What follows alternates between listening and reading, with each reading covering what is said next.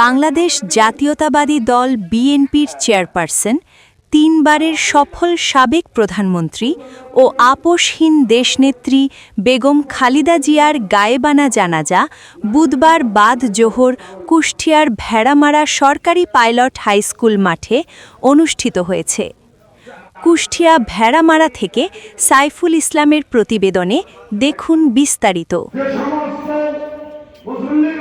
দুপুর গড়ানোর আগেই ভেড়ামারা উপজেলার বিভিন্ন ইউনিয়ন ও গ্রাম থেকে বিএনপি এবং এর অঙ্গ সহযোগী সংগঠনের হাজার হাজার নেতাকর্মী সহ সাধারণ মানুষ স্কুল মাঠে জড়ো হতে থাকেন। শোকার্ত মানুষের উপস্থিতিতে পুরো মাঠ কানায় কানায় পূর্ণ হয়ে যায়। এ সময় এক আবেগ ঘন পরিবেশের সৃষ্টি হয়। রাজনৈতিক নেতৃবৃন্দের উপস্থিতি। জানাজাপূর্ব সংক্ষিপ্ত সমাবেশে বক্তব্য রাখেন স্থানীয় ও জেলা পর্যায়ের শীর্ষ নেতৃবৃন্দ। বক্তারা বেগম খালেদা জিয়ার বর্ণাঢ্য রাজনৈতিক জীবন ও দেশের গণতন্ত্র রক্ষায় তার ত্যাগের কথা স্মরণ করেন। তারা বলেন, দেশনেত্রী ছিলেন দেশপ্রেম ও সাহসের প্রতীক, তার অভাব অপূরণীয়।